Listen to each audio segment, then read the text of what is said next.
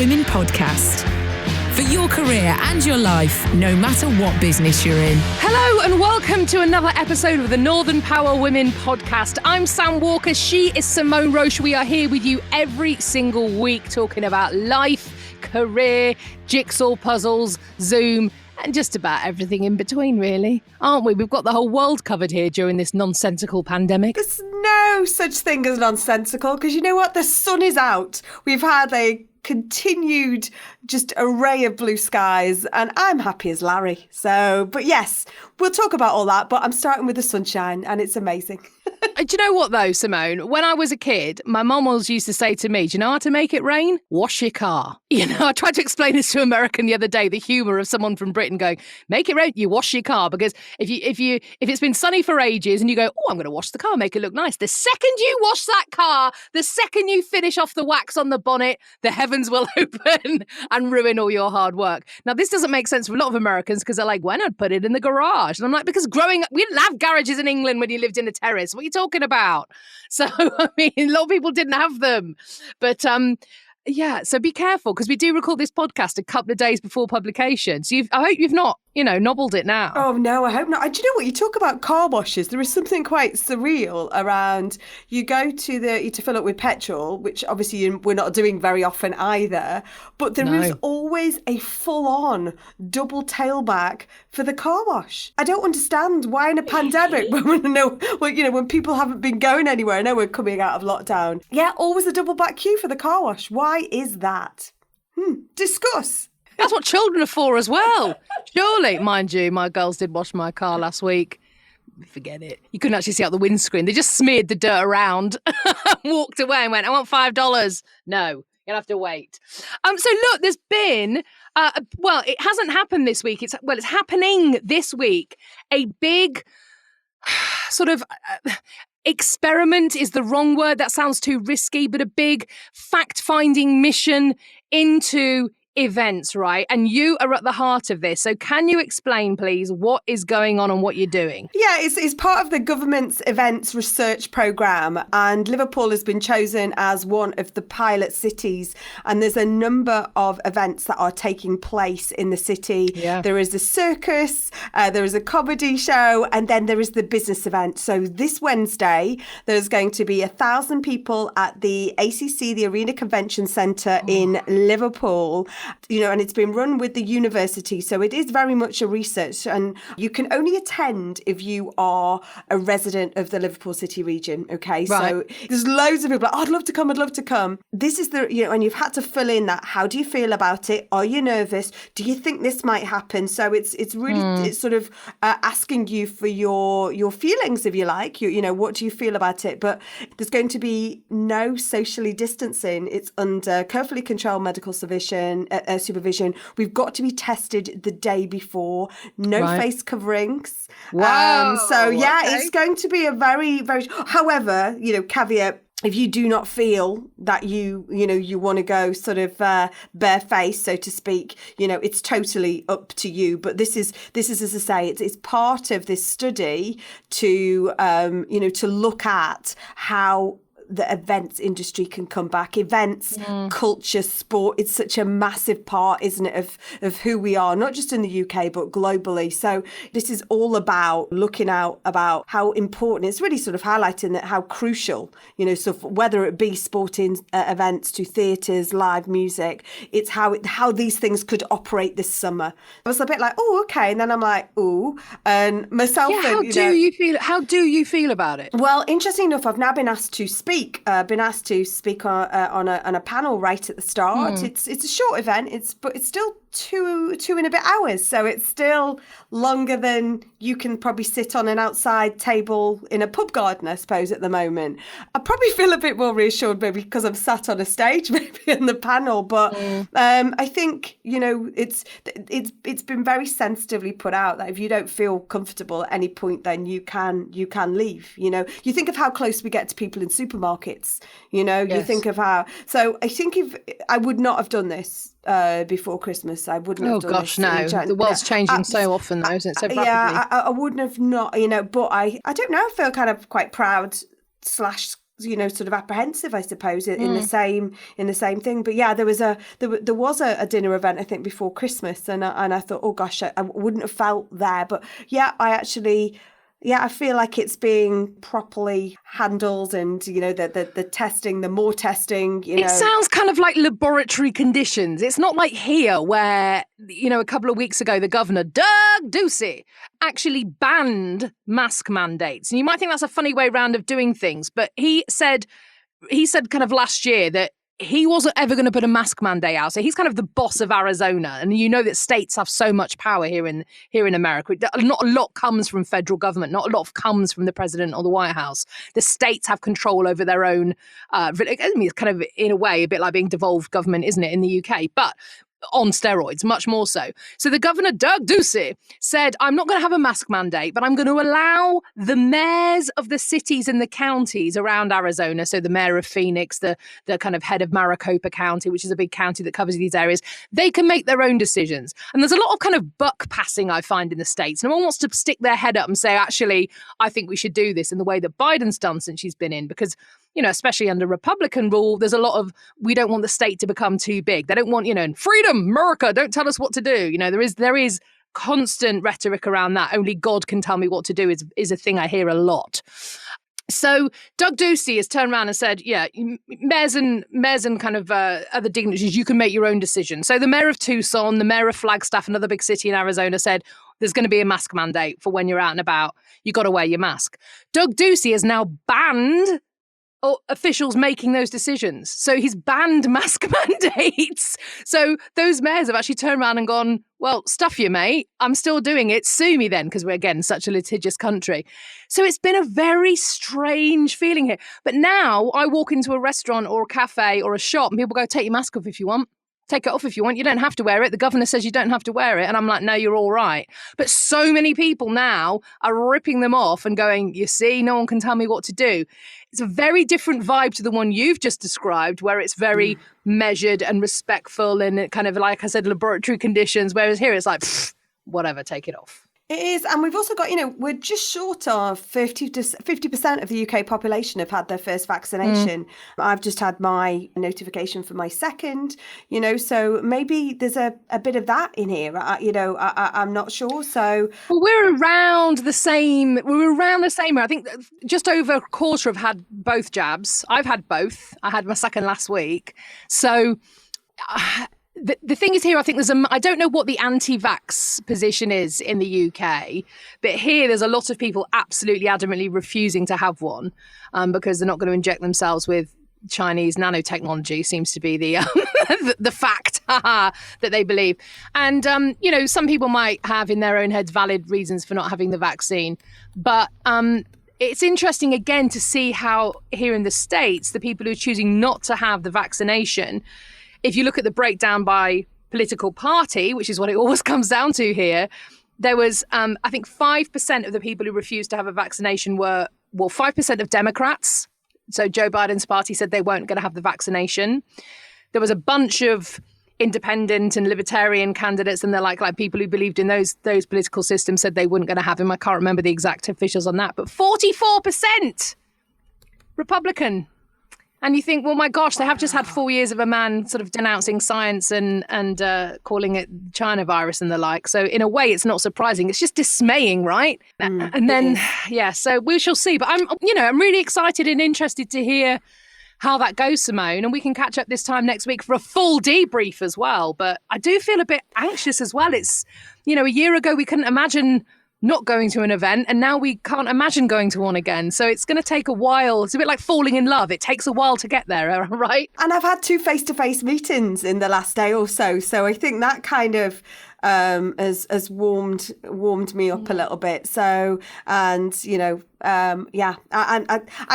we're big advocates, aren't we, both of us, of the events industry and the culture industry. So I feel like I'm playing my part as a human events guinea pig. No, I know I will report back, Ms. Walker. I'll report back. Let's get some life lessons going on, shall we? Because I'm really excited to hear this week from a woman who, well, she's media and engagement executive at the Women's Org. I shall say no more than that, 'cause she's a bit of a sort of celeb and influencer herself. Tell us about her. She really is, Cynthia Ajayi, and she also featured on our NPW Live podcast series.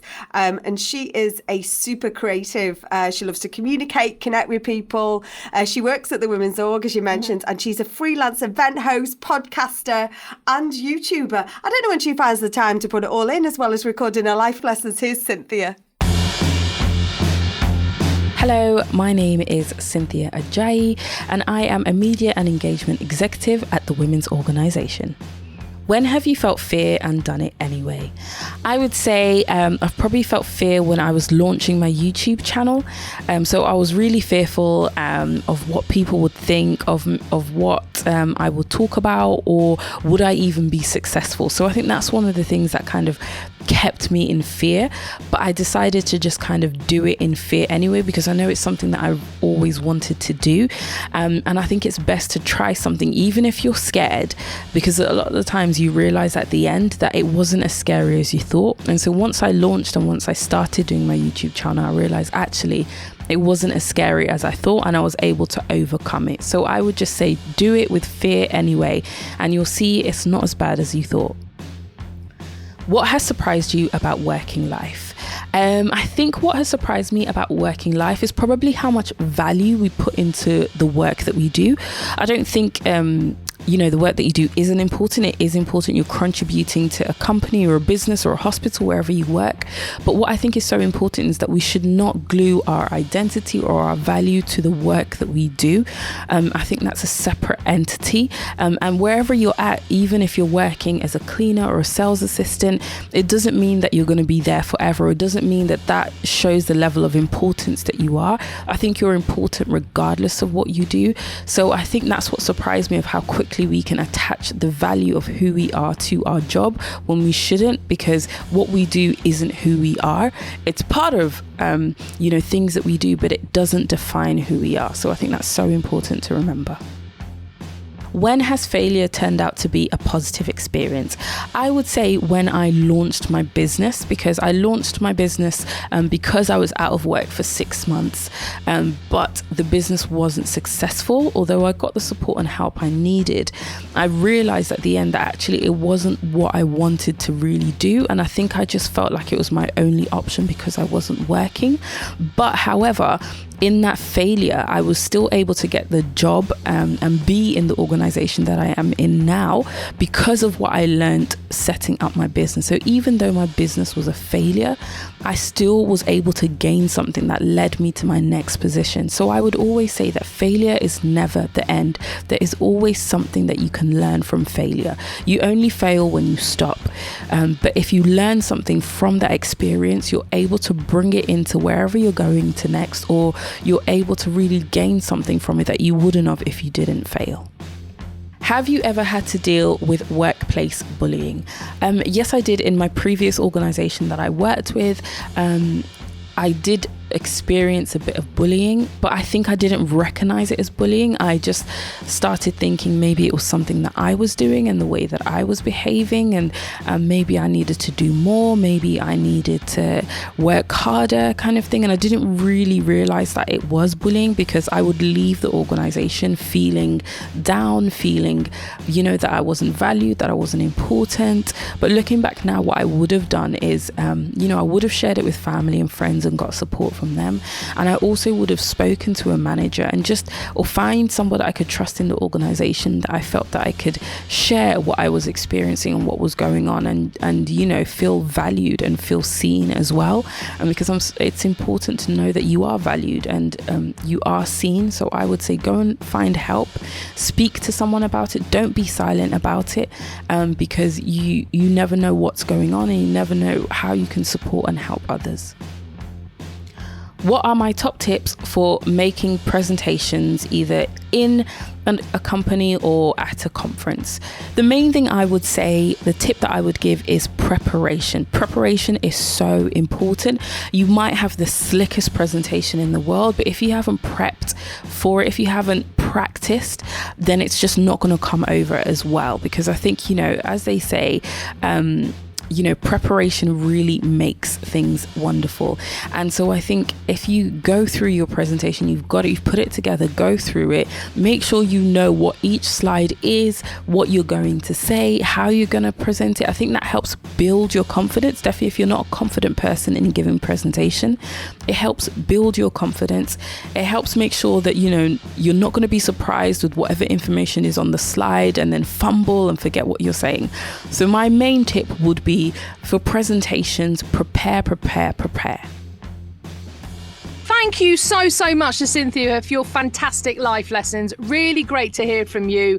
I love the fact that obviously with her roles, she's got a multitude of roles. I think it's called a multi-career, isn't it? When you're sort of a master of various different things. But I love the fact that she took the question about making a presentation in a company or at a conference and just talking about preparation. I am always amazed how many people come to me and say, oh, I really want to present this or do that. What's your advice? And I'm like, spend 10 times the amount of time you're going to be on stage prepping for it. So I love the fact that as a professional, Cynthia's advocated that as well. What did you enjoy? I think it was sort of more struck me as about, have you ever had to deal with workplace bullying? And I've had a conversation with somebody this week about sort of calling out certain behaviour, and it was the fact that Cynthia did not recognise it as bullying. This was a previous employer to where she is now, and she automatically thought it was because it was something that she was doing and the way she was behaving. Should she work harder? And it was almost that joining the dots and thinking, oh my gosh, actually. No, this is gaslighting. Exactly. It is, she'd feel the organisation feeling down, wasn't valued, important.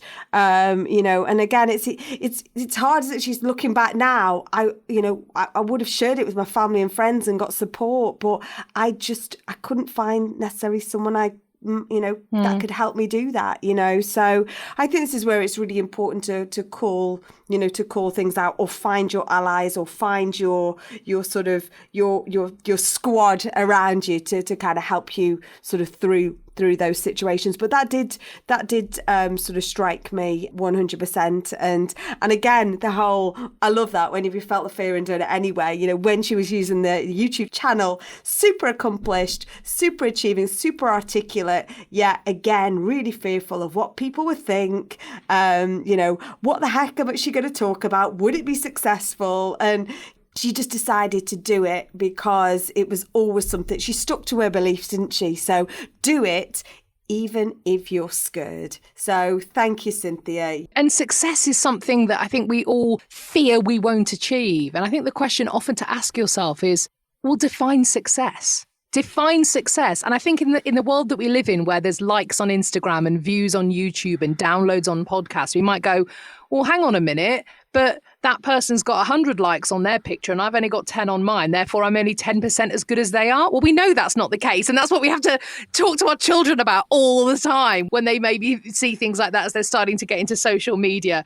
But I always think about the fact that music that really, really does it for me, music that changes my life, music that inspires me or makes me feel a certain way or gets me through bad times or whatever it might be, it's not necessarily the kind of, as my nana would say, number one on the hit parade type music. It isn't, no disrespect, Westlife, you're good boys, but it's not Westlife that particularly inspires me.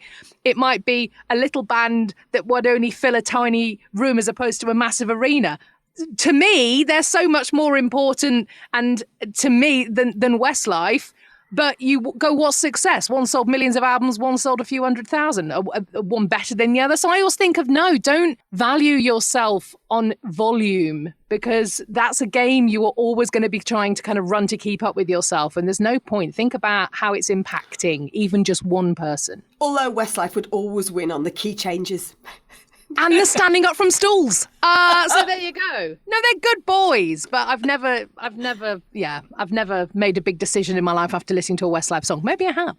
Anyway, thank you so much, Cynthia. There was so much in there. Practical stuff, heartwarming stuff, inspiring. So really do appreciate you. And of course, as we say it every week, we would love to hear from you. All you need to do, please, is send us an email, podcast@northernpowerwomen.com. Simone is currently doing the miming of a typing.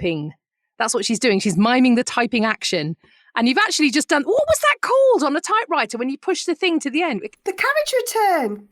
My mum used to teach typing for years. She was amazing at it. The gene did not get passed down to me. Carriage return. Sort of things now our children would look at that and go, what's that? Typewriter, what? And carriage return with a bing. Bing! Yeah. Oh, loved it. And the fact you could just keep typing off the edge of the page if you didn't have that zoom.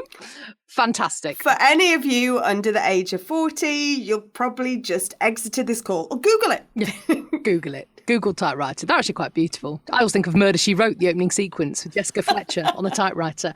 Should we get some high fives? Come on. Every week we do this. We love to hear from you. We're still having a tough old time out there. So what is the one thing that's made you smile, brought you joy? You want to give props to somebody? What do we got this week, Simone? Well, Cynthia, she kicked us off and she wanted to high five the fact that she is so grateful for a safe home to be able to work from and to share with her husband. You know, we've got Amy Lou Sykes, one of our future lists on Instagram. She shouted out one of her awesome colleagues was shortlisted for the We Are the City Rising a Star Awards, which were the shortlist was announced last Monday. Katie Wood is high-fiving having dinner in a restaurant. Not done it yet. Not done it myself yet. Not even done a beer garden outside or anything like that. But yes, Katie, what did you have to eat? Please tell us. I'm high-fiving Northern Power Man, inspired by Noah Mason last week, having run his 100 miles. Northern Power Man walked from Liverpool at 5:30 on Sunday morning to Southport. 25 miles. I know. Wow. Blisters galore. Was that just apropos of nothing? Was it because it's there? It was because he heard. He was like, oh, you know, I'll do something, you know. So and he did it, and then he's like, we'll have to do it together. I said, I don't think we'll be doing it in 5.5 hours. It'll be more like a whinging, whiny 7 or 8.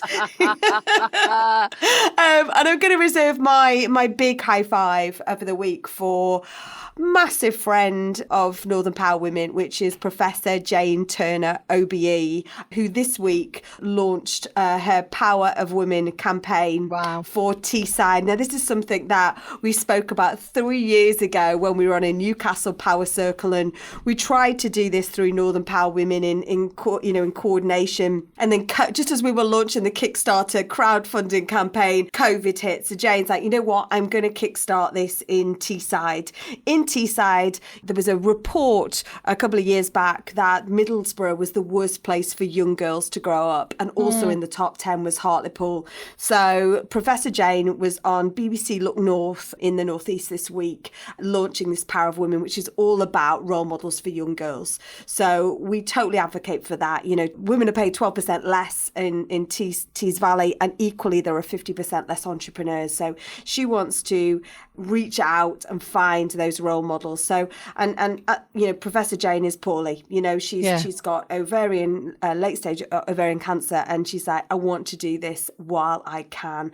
I do not have time to hang around, so I'm doing it. So I would give that woman a high five every day, 100%. and especially giving Professor Jane a high five this week. So please check it out, the Power of Women campaign, all about role models, which is obviously what we're about. So we totally advocate. High five, Professor Jane. I just high five her anyway because she's a badass. She's an amazing, amazing woman. And if you have time to go back through previous episodes of the Northern Power Women podcast, you'll find my interview I did with her, a couple of years ago now, but just fantastic woman. Love her work. Thank you so, so much. Look, before we head off into the sunset, just a quick one. I just wanted to put it out there. Why, in nearly May 2021, after 15, 16 months of the pandemic, are we still having Zoom fails? Why are we still having Zoom fails? And I just want to share this week, oh my gosh, my friend messaged me saying, I don't know what to do. I don't know what to do. She was on a group call with herself and 4 colleagues, and the manager, for some reason, maybe didn't think her camera was on, although she could see everyone else and she should have seen that her camera was on, started to pluck hairs out of her face, up close and personal, on the Zoom call. And everyone's sitting there going, we don't know what to say because this is a really intimate thing you're doing. And it's really up close, and we're seeing sort of up your nose as you're doing this. And she was messaging me going, what do I do? What do I do? What do I do? I don't want to kind of embarrass her and call her out in front of everybody. But then she didn't have her mobile number on her. She couldn't message her and go, stop doing that. Please do check that your cameras are off, or just make sure you cover your camera up with a little bit like I've just done with my finger, or a Post-it note. Please stop having Zoom fails. We can't cope with it anymore. Oh my gosh, I love that. I absolutely love that. And I've just been on a Teams call earlier and I'm like, is my camera on? I'm like, Simone, you just have to look and see if the green light is showing on the top of your... There's the clue. There's the clue. But sometimes we don't believe it. No. We don't believe it sometimes. I don't believe it's off. I always presume it is on, and then if it's off, whatever, but always presume it's on. Goodness me. Bless her. Right. Well, listen, thank you so much for listening. It's always great to have you along with us. We're here every Monday, of course, talking about life and work and everything in between. We'd love to know what you'd like to discuss. Do get in touch, podcast@northernpowerwomen.com. She's Simone Roche. I'm Sam Walker. The next episode is coming your way. Oh my gosh. Are you ready for me to say these words, Simone? The 3rd of May. The 3rd of May is the next episode. Until then, thanks for listening. The Northern Power Women podcast is a What Goes On media production.